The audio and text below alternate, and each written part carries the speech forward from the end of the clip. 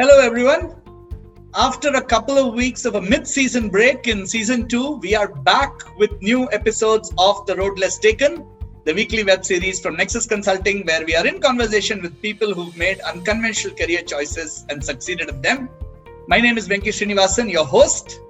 My guest today is someone whom I've had the pleasure of doing a little bit of work with, someone whom I personally admire, and someone who's kind of traversed multiple fields.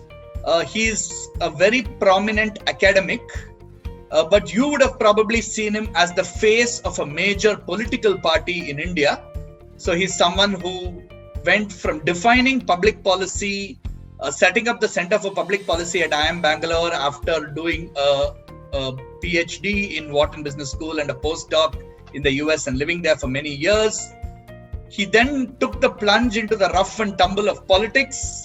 He was a member of parliament in the Rajya Sabha, and he is the national spokesperson for one of India's most prominent political parties. Please welcome as our guest in this episode of The Road Less Taken, Professor M.V. Rajeev Gowda. A very warm welcome to you, Professor Rajeev Gowda. A pleasure to have you here on our Road Less Taken show, and thank you so much for accepting. Thank you for inviting me, Venki. As always, it's a pleasure to be interacting with you. Thank you so much. You're a man who has worn many hats and done several interesting things in his life. So we want to cover as much of that as possible. I'll start by asking you about your interest and passion in the academic world that led you to go on to do a PhD from Wharton Business School, a postdoctoral course there, and when you came back to India to be associated with my alma mater as well, IIM Bangalore. But was this something that was always there? This whole pursuit of something academic? Was that something that you were tuned to from when you were a kid and in college? Actually, for this, the answer to this comes from the original and enduring passion, which is politics as a force for change. Okay. And so basically, when I was growing up in Bangalore, we had access to very few information sources. Okay. And, it would be an occasional Time magazine in the barber shop or whatever. I'm trying to figure out where I saw all these things. Yeah. But even in those early days, I realized that that expertise mattered. Okay, and now the passion for politics comes from growing up in a family of freedom fighters and politicians, and so right from a young age, I've been very, very committed to, what can I do for my country? If my father was jailed at the age of 15 during the freedom movement, my uncle was a young hero of the Quit India movement, and my uncle became a union minister. He founded the Bangalore Dairy, the late M.V. Krishnappa, and my father, M.V. Venkatappa, was Speaker of the Assembly here. So I grew up in a very inspiring environment. So my reasoning, even as a young preteen, was that, they had a freedom movement. I have a nation to build. And so I was looking at models, and I saw that the US cabinet model had people like Kissinger, who was a professor at Harvard, who became their foreign minister, right? Essentially. So I said, well, what we need as the nation becomes more complex is expertise. So I figured that the best way to get expertise is to specialize in economics and get a PhD. I realized afterwards that actually there are two kinds of PhDs at least. One who know their subject and then give opinions about everything else under the sun, and others like me who know our subject but are constantly saying, well, let's ask another expert because he may know more or she may know more on a particular domain. But nonetheless, the answer to your question really is, academics is something that I've grown to love. I've enjoyed teaching. I've enjoyed being at the cutting edge of research. But fundamentally, it's a means to a different end. Right. It's a means to making a difference to society, to the country through actual understanding of the world of economics and public policy. Right. That's what I've studied. That's what I've pursued. Right. Yeah. Right. But this transition from being a public policy visioner and a public policy, uh, theorist, if I may say so. Uh, the transition from there into active political life. Talk us through the journey. I remember, when it happened, and we were all quite enthralled by it. That someone like you, whom we had looked up to, has actually entered the actual political battleground. So, talk us through that. What was going on in your mind? What triggered that decision, and how did it evolve? So I decided at a young age to get expertise. So I switched from science in pre-university when I had got 99 in chemistry and Wow. merit seats in engineering and various things like that. I switched to arts. I got my bachelor's from St. Joseph's College in history, economics, and political Mm. science, and gold medal in political science as well, and got a scholarship to go abroad. First, I've actually got the same university education as Donald Trump. I went to Fordham for my master's Mm. and to Wharton for my PhD. Mm. Okay, that's where the similarity ends, by the way. But the basic point is, my PhD is in public policy and management. Mm. Then I got a postdoc from Berkeley in law and economics, because these are all dimensions. Throughout, actually, if you look at my work and my actual research output as well, they're Mm. all focused on fairly practical aspects of life. Mm. They're focused on how do things work in the real world rather than how do they work in theory. All Mm. right. And so I was part of a group of people who were looking at experimental economics, behavioral decision making, things that have become very popular today. Mm. But in the days when I was working with some of the leading scholars, we were renegades because we were asking questions that Right. deviated from the orthodoxy. Mm. Okay. And then I stayed on in the US for a little while, long enough to earn promotion and tenure at Oklahoma. Oh, But okay. yeah, I lived in the US for nearly 17 years. Yes. But basically, it was a fantastic experience because it really unleashed my potential as a scholar, as an Mm. academic. And that whole tenure process, the way they, sort of put pressure on you in different ways, productivity becomes something that you imbibe. You can't sit still for a day afterwards. You want to be doing something. Right. And after I got tenure, I was like, what the hell? I thought I was going to be working on Indian public policy issues. Mm. Instead, I'm working on American. Mm. And what shall we say? And it's time to get back. Mm. I'd achieved a certain level of this thing, and I was about 37 years old. Right. So, I always tell people who want to enter politics, make sure that you already have some level of achievement on your Ah. own. Because the world of politics is a very brutal world, Mm. right? If you're looking for, validation through Mm. politics, Mm. through your self-esteem through Mm. politics, kiss Mm. that goodbye. Mm. Okay, because it's a world that can crush you and humiliate you, and so it's important to have some sense of achievement somewhere else before Mm. coming in here. Okay. Mm. Anyway, so I resigned my tenure, moved back to IIM, and helped build the Center for Public Policy, and eventually Mm. became its chair. Got a chance to be on the RBI Central Board as a Mm. director, things like that. Mm. But from the time I returned, I started spending time with the Congress Party. I Okay. mean, remember, I grew up in a political environment, so all these people are, So it's friends not of mine. completely new to you, or No, I mean, no, you no, you not had at all. the broad lay of the land. Absolutely. In fact, the challenge for me was on the other side.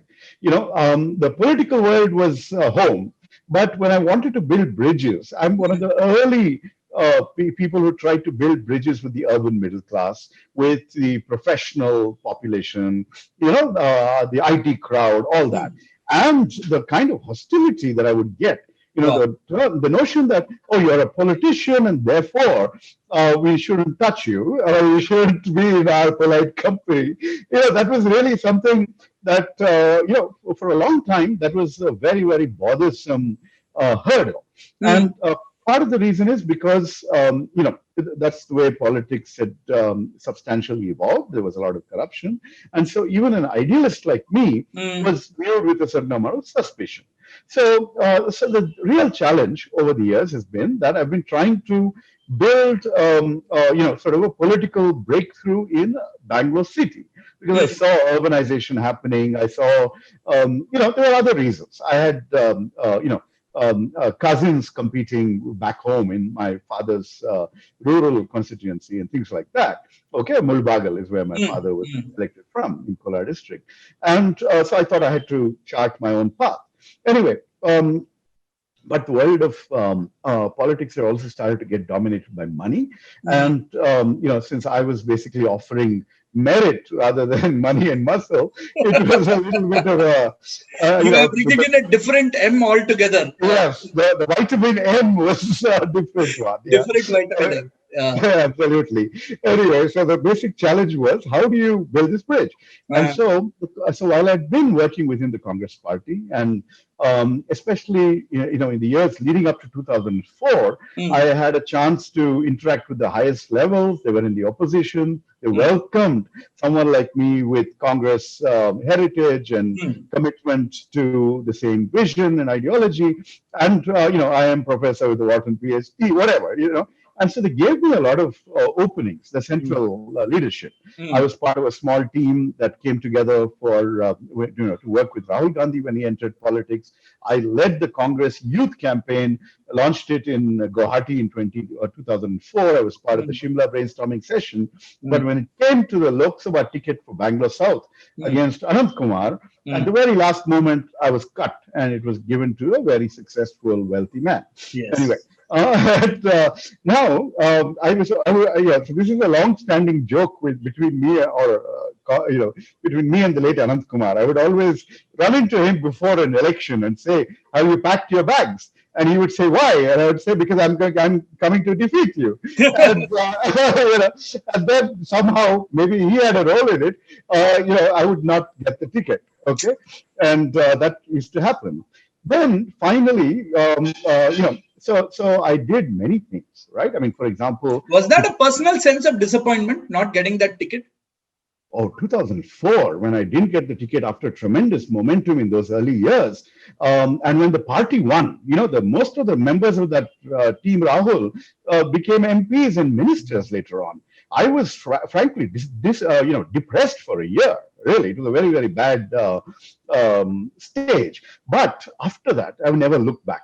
I have had many setbacks, including most recently when my Rajya Sabha term did not get renewed. But I've learned that you got to just take these on the chin and move on, and plunge into work, and to be very, very busy and productive, and always be optimistic that tomorrow is another day. Wow. No. I mean, the kind of thick skin, the kind of resilience that you need for this journey is not funny. Okay. I mean, I can imagine, because in the corporate world, when you have even a slight setback, when you don't meet your numbers, for example, or whatever, you get so kind of agitated about it. And something like this, of not having a ticket renewed, or not being an MP anymore, or not getting a ticket to actually fight it out. Hats off to you for the resilience. Well, I'll complete the story. So, the other challenge is that you have to wait 5 years for the next chance. Right. And throughout this period, you're telling everybody, I'm here to be a transformative politician. And, obviously the party isn't giving you a chance and believing you and giving you a chance to demonstrate that, right? So constantly one is looking for ways to break through. In 2009, when the Ram Sena attacked women in Bangalore and threatened to come to Bangalore during that Valentine's Day period, I organized simultaneous protest rallies across the city and got tens of thousands of people to discover their political agency. I actually take credit for the politicization of the urban middle classes. Okay, and one of the early guys to tap into email and social media and things of that sort in their more benign developmental stage, right. And we managed to pull that off. And of course, mass media also helped. And this is the same time as that Pink Chetty campaign and things of that sort. This became quite a major issue. But Even after that, I was denied the Lok Sabha ticket, right? Now, later on, as we were coming closer to, so 2004, I was denied a ticket. 2009, I'm denied a ticket. So now we're moving towards the next election, right? Now, in this period, my friends, my personal friend, Dr. Manmohan Singh is Prime Minister of India. And somebody gave me advice saying, no, no, no, if you want to come through the Lok Sabha, you must work at the grassroots and build yourself up on the ground. Looking back, right? Perhaps I should have parked in Delhi. Perhaps I should have started as an OSD to somebody worked in the PMO, or and instead of holding on to the professorship, which actually, by the way, I am has been a blessing because it gave me a lot of flexibility. Apart from being in the classroom at a particular time, or the rest of the time, I was reasonably flexible, and I have the habit, as I mentioned, inculcated in the US, of publishing anyway. So if I went into the ground and something didn't succeed, I'd find a way to publish a research article about it. So I kept my academic standing, happily alive. Now, what happened is, in 2013 New Year's night, right, I happened to be at a party with Nandan Nilekani, a fellow quizzer, right? And he asked me so many questions about Bangalore South. On the way back home, I told my wife, Sharmila, I said, he asked me so many questions. He must be interested in this seat. She said, well, you've been denied this ticket twice. What are you going to do? So by that time, delimitation had kicked in. There was a whole new constituency in Bangalore. Right. And so I literally, while I live in Bangalore South, I literally shifted my, outreach and other activities to Bangalore North. Happily leaving Bangalore South to Nandan Nilekani, which he eventually contested. Right? Okay. Now, Bangalore North, I put in a tremendous amount of work on the ground, and suddenly Rahul Gandhi decided that he would introduce something called primary elections in 16 seats across the country, including Bangalore North. Right. So I had to prove my mettle. Instead of using my influence to get a ticket from Delhi, I had to get the party organization to choose me. And as it turned out, I put in a huge amount of effort. It was a very clean and good process. But ultimately, the voters, the organization people, have been appointed by one leader or the other, who owed their allegiance to the chief minister or to the party president, neither of whom backed me. So I actually came third, right? So in March 2014, here I am, rejected by my own party people as a possible candidate. Everyone tells me, no, you're the best guy, but we have to go by the boss. Okay. And I'm telling her, hey, it's a secret ballot. Nobody will know. Come on, vote for me anyway. It doesn't happen that way. Okay. So this loss was another huge negative setback. I mean, I was like, oh God, my career is over before it begins, right? But remember that, I had been looking for other ways to make an impact. And one of the things that I had done from, say, 2013 or even earlier onwards was to take part in, national television debates. Okay. I have done more than 100 Arnab Goswami shows. Okay. So you have my highest regards for your resilience and tolerance that you exhibit. Yeah. I once asked him, what are you smoking, Arnab? Because that's the kind of situation that, but he was, eventually I stopped doing that because I thought he was manipulating the whole process. And of course, targeting people from Congress. Anyway, so I put in all this effort, and that brought me to the attention of the national leadership once. Right, and so even though I didn't win the primary, I was on air continuously. I was campaigning for the party candidates. In that sense, I'm a very strong loyalist, and as I told you, I don't deal with setbacks negatively anymore. I'm just moving on, and so on May 16th, 2014, when the results came out, I was the last guy in the studios saying, it's okay, we'll be back. 1 out of 5 Indians voted for the Congress, and, that sort of thing.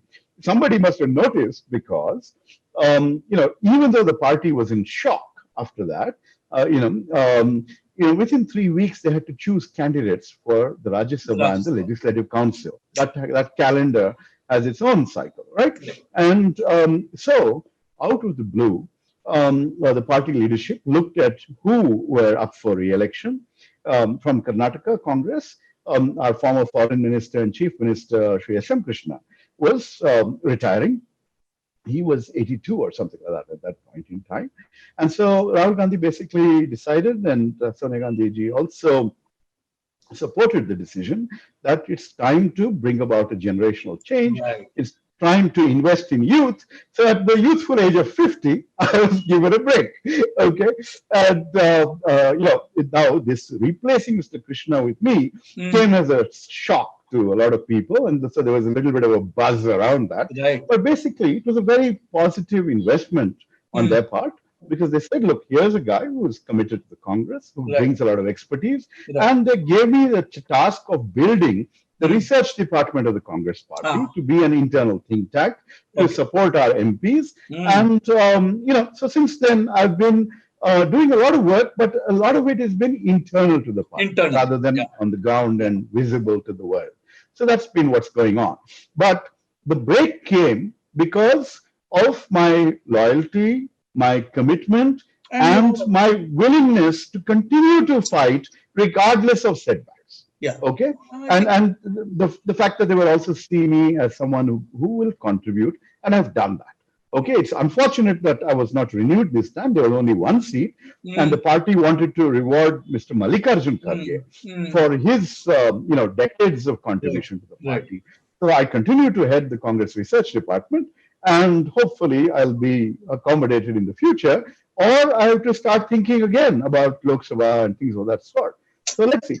There's a lot of, it's a marathon, but I'm 57, and in politics, 57 is young. He's very young. Yes, absolutely. Absolutely. No, great lessons to learn from what you said in terms of keeping a focus, keeping a passion, not letting setbacks affect you, and things will happen. I want to ask you to kind of round off this segment around politics. I want to ask you, tell me the most interesting and memorable experience you had in Parliament during your time. Because we're obviously not privy to everything that happens over there. Tell me something really interesting that happened. Well, I'll tell you more than one. Right? Okay, in terms of something that was symbolically meaningful, there are two occasions. One, when I stepped into Parliament. After all these decades of preparation, being inside rather than outside was, 0 to 1, right? I mean, it's just makes such a huge difference, and I understand why people will do everything, including sell their souls, to get back in. Okay. And the second symbolic moment was when I was chosen to be one of the panel of vice chairmen. Okay, I got to preside over the House. Right now, my father was chairman of the Legislative Council and Speaker of the Legislative Assembly in Karnataka. So I've seen him sitting on the chair in multiple houses, and to be following in his footsteps was very deeply meaningful. Right. That's one side of it. Other experiences have been, for example, how we were so stunned when Article 370 was essentially read down, and all those constitutional changes were brought in, right? I mean, that was just, shock and awe. We were at the receiving end of that.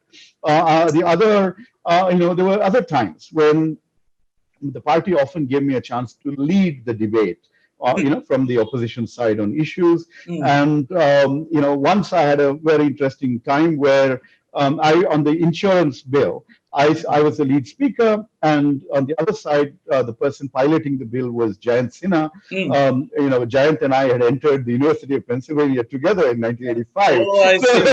So it was nice. It was nice to be on either side. But more than that, for example, there's something called the surrogacy regulation bill, and I gave a very constructive critique of that bill. And after that, even though the bill had been passed in the Lok Sabha, for a variety of reasons, including my critique, the government agreed to set up a committee to fix the flaws in that bill. So I feel like, okay, we made a difference. Made an impact. Otherwise, one of my bigger, speeches did not change the world. Right. I spoke in favor, against banning e-cigarettes. I'm not a consumer of e-cigarettes, but I am a professor who taught risk management and risk trade-offs and things like that. So I made a very reasoned argument for why you should not ban anything in the first place, Right. and second, how vaping devices and all that will actually enable people to get off tobacco in a more which is more harmful, and but the government, for whatever reason, including possibly political economy reasons, as we call them, who was lobbying with whom or whatever, the government refused to listen and they banned this product. And it's really unfortunate because I thought if ever a parliamentary speech made a very convincing argument, that was it. Anyway, so these are just some examples. Otherwise, the method of communication is very different, right? People use a lot of soaring rhetoric, and I am more on the rational, logical side. So I also have a long way to go, to figure that all out. Anyway, it's a work in progress. I hope to be back to make a difference. Fantastic. Fantastic. Yeah. Let me ask you my next question around a topic that both of us like and resonate with very well, quizzing.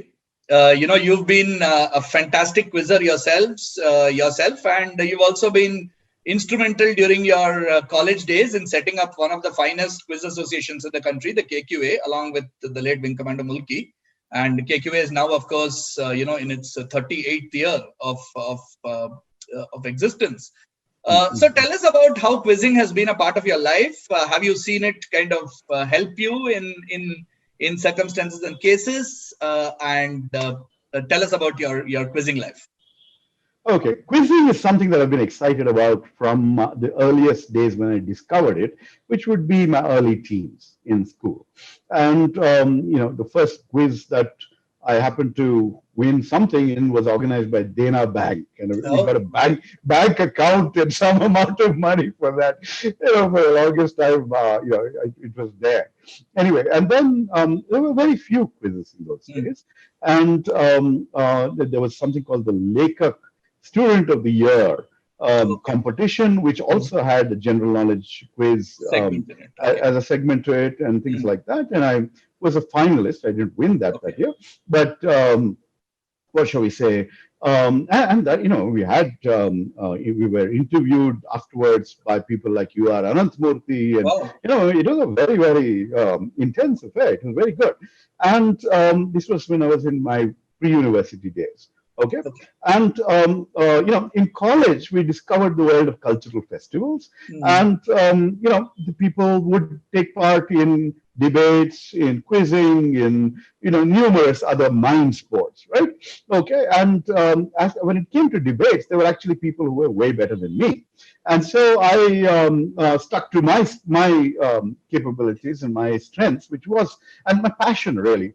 Because right from childhood, I've been someone who assimilates knowledge or interesting things. Okay, and so that's something that has stood me in great stead, and allowed me to connect all kinds of threads, and and just be sort of curious and engaged.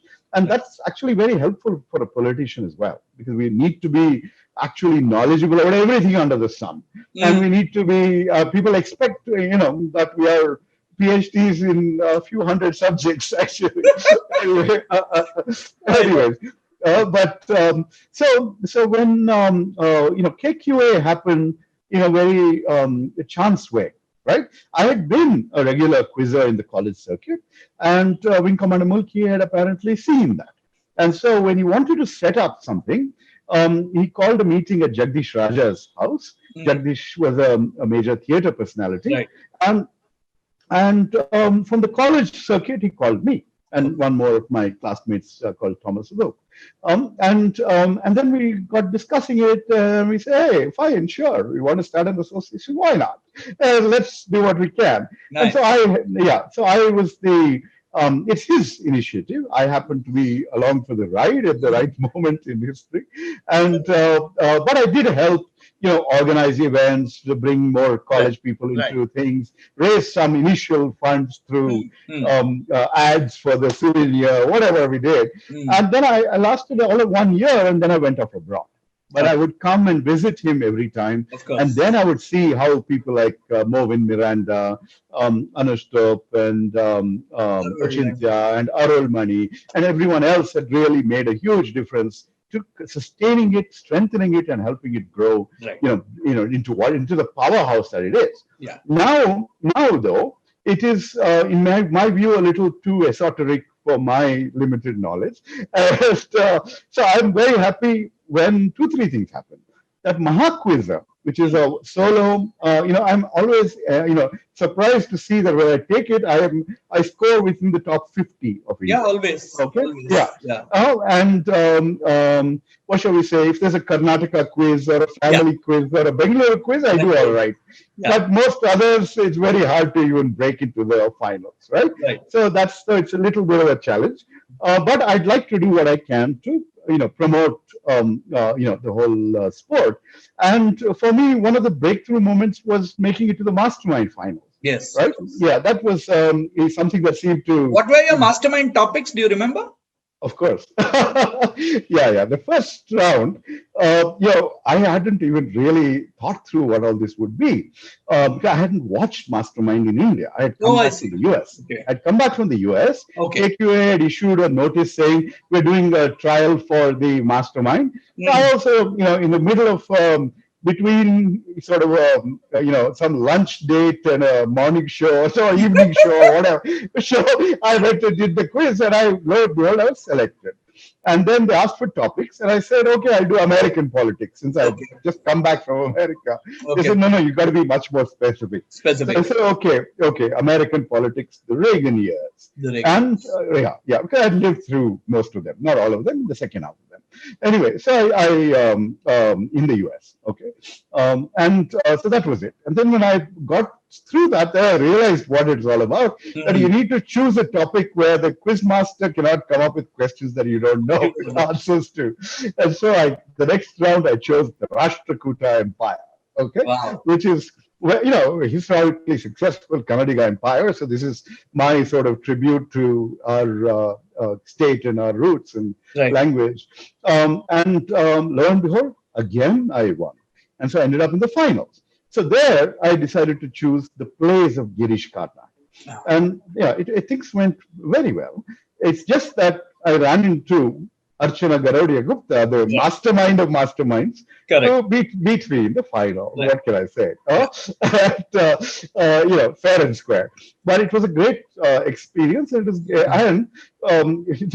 for some reason, Mastermind didn't run after that for some time. So they kept repeating this episode for some years. And so 2 years later, I'd run into someone in the restroom who would say, all the best for the final and all that. So thank you. Anyway, slightly a decade late, but yeah. Couple of years late, anyway. Unfortunately, that show is not on anymore. And and KBC is not something that, one of the funny things in America is to watch Jeopardy all the time. And we must honor Alex Trebek, who's passed away. One of my favorite shows. When I was there, I felt that I didn't know enough American culture, the TV shows and stuff like that, to go on Jeopardy. Once I've come back to go on KBC, I have missed out on decades of, I don't even know which movies Salman and Shah Rukh Khan, rose to fame, because I had missed out on that period when I was in the US. It's like that. So, I'm just a guy who quizzes for free. I'm sure you'll be on KBC as one of the experts that somebody will put as Ask the Expert one of these days, very soon, I'm sure. Happy to. And so you were asking about what difference has it made?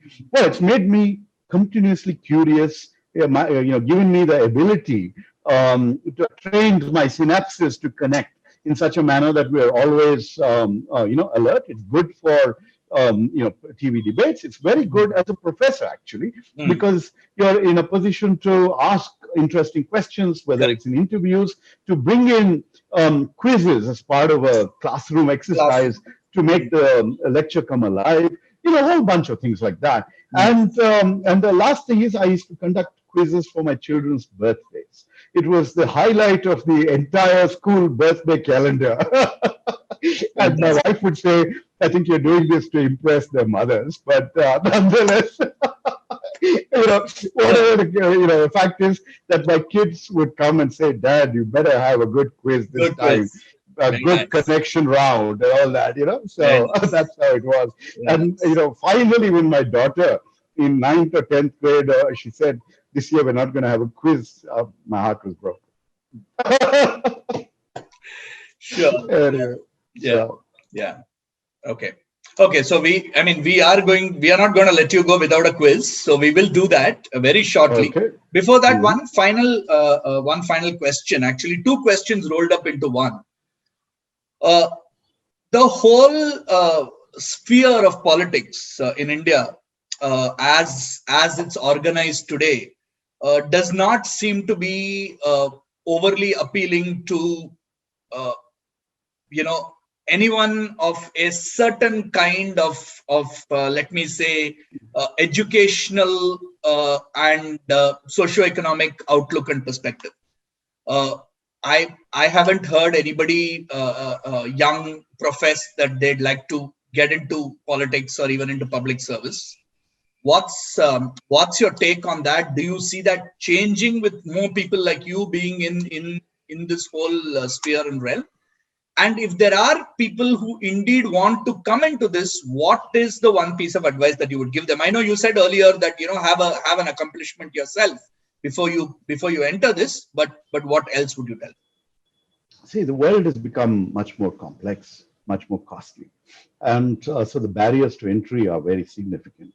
And one way to break through those barriers is to be well known and well known for something. Sometimes it may take agitations and, so for example, some of the people who fit your characterization would have come in through the India Against Corruption movement Right. and that sort of thing, right? With the more mainstream parties, there is a pathway for people with education and credentials and ethics and people who don't want to or don't have the resources to spend on mega Mm, election campaigns. mm, Okay, so if you look even at the Congress, we have we have Dr. Manmohan Singh, we have someone like Mani Shankar Iyer, Jairam Ramesh, myself. We're all part of a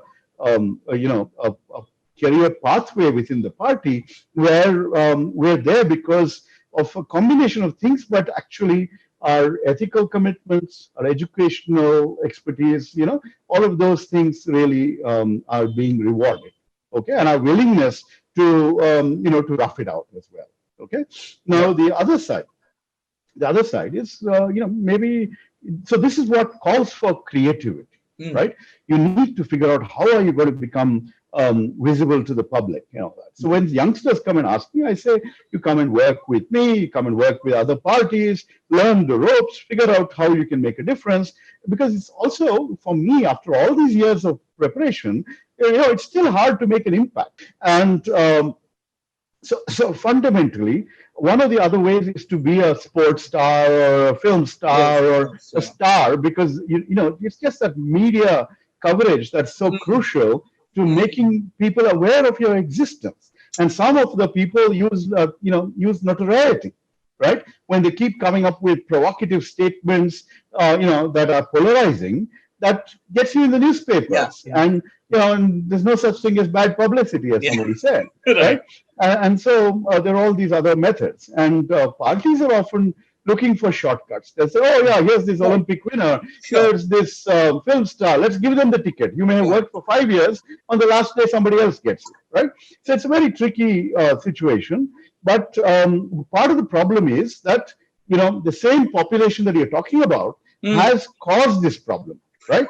For the longest, I told you, for the longest time, people would treat me, when I talked about being a politician, as a guy who needs to be kept at a distance. Oh, he's a politician. He's someone we shouldn't yeah, allow in yeah. our circles. Mm, The same people also refuse to acknowledge the amount of time, money, resources that are required to make a political anything succeed. Okay, ideas, everything. And so there's this large number of people who sit in armchairs and criticize and say, yeah, we need people like you. Go ahead and do it. And I'd say, will you come and vote? Will you pick up the phone and call, make some calls on my behalf? Will you contribute 500 rupees? Yeah. Nothing. No, it's all armchair stuff. Right. So for the longest time, you did not see political activism until just about 5, 6, 7 years ago, right? Amongst this class that you're talking about. And so one of the things that was a barrier to entry for me, people would say, yes, we know that you are the ideal candidate for a city like Bangalore, but the people who like you, they don't even vote. Okay, so why would we bother giving you the ticket? That used to be the conundrum. Yeah. So it's there's a whole bunch of complexities involved, but all of these come together and play a role. Now the other thing is politics is a full-time job. Okay, Right. I was lucky that I had a flexible IIM job where literally, I would say that I've worked multiple lives all the time. There was a full commitment to my academic job, but also enough commitment to very active, visible political job as well. Okay, so it's not easy. Embarking on, and it's not. You can't just show up and say, "Hey, I've got the expertise, I've got the charisma, I should be the next guy in." Okay, it's very few pull that off. Yeah. And even those like say Shashi Tharoor came in from abroad and made his mark in the Lok Sabha. He's also an extraordinarily hardworking guy, right? And a pioneer in the use of Twitter and social media. Yeah, and things correct. So, Just to conclude, I want you to give me like a one line vision statement that you have as Professor Rajeev Gowda, as somebody in the thick of things from a political perspective. I know Bangalore is very close to your heart. What is your vision for Bangalore? Okay, actually, in terms of the first part of your question, a line for people in general, I would say that we are the lucky ones. I'm paraphrasing Vivekananda here, okay, where he said, so long as the millions live in poverty and ignorance, I hold every man a traitor who, having been educated at their expense, pays not the least heed to them. We are all lucky. We are the ones who got the opportunity. There are hundreds of millions who have not. And we need to ensure that they get that chance, right? And so we need to give back to society and not look at everything as our own merits achievement. And similarly, Bangalore city is a wonderful place filled with amazing people and talent, and it's such a multicultural, innovative, cutting-edge city. We need to restore it to good health. And we need to, redesign it in a manner that it becomes inclusive, clean, what shall we say, something that is sustainable in a longer, multifaceted way. Okay, so that's something that's going to be a work in progress. I've worked on suburban rail, for example, to try and change the nature of people's mobility. Things like that. And it's still, after 6 years in Parliament, still not, yet a reality. It's getting closer to that. Okay, so that's the sort of argument. Great. But let's fix the problems together. Yeah. I think together is key. All right. On that note, quickly moving into the rapid fire segment, 5 questions on your favorite Bengaluru coming up for you.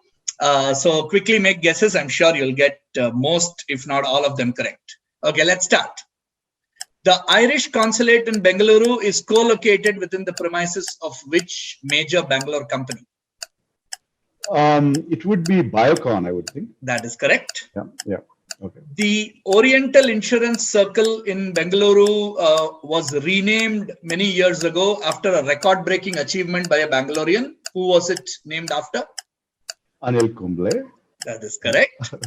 10 wickets. Yes, the 10 wickets against Pakistan. This road, the SH87, begins from the Adugodi Cemetery and goes through Jigni and finally reaches Anekal town. It was originally called Anekal Road, but later renamed after the most popular tourist attraction that's on the way or on this road. What is the road called today? It's a road you and I know very well. Bannerghatta Road, I would Bannerghatta Road. Okay, right. okay. Yeah. Okay, this is an interesting question coming up. Where in Bangalore, so you need to tell me like a precise location or a premises rather, where will you find roads that are named Gulmohar, Mahogany, Badami, Ashoka and Nilgiri? In the Indian Institute of Science. That is correct.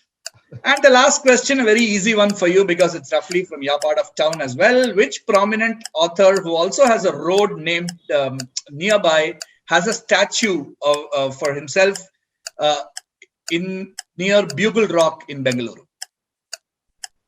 D.V. Gundappa? Yes, that is correct. That's a full house, 5 on 5. Well done, Sir Rajeev Gowda. You are in fine fettle at good quizzing, Dick, as always.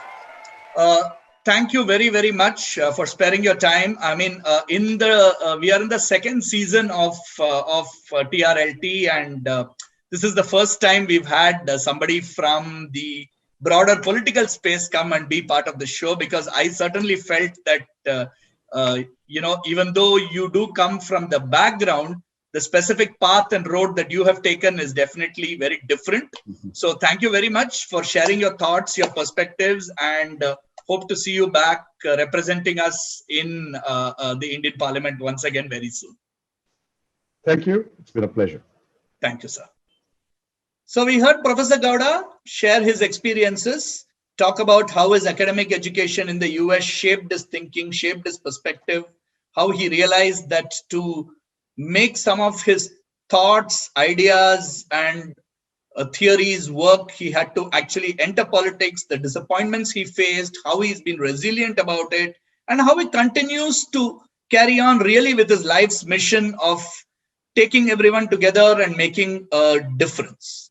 If that inspired you, which I hope it did, please do tune in and watch episodes of The Road Less Taken. They drop at regular frequency on our YouTube channel, Nexus Consulting. All past episodes, both in their full form as well as in small highlights capsules, are available. We also have all our quiz events on the YouTube channel as well. So please do sign up for the YouTube channel. Please like, share, subscribe, recommend it to people whom you think would benefit from this. And we will see you soon in a brand new episode of The Road Less Taken. Till then, it's Venki saying bye-bye.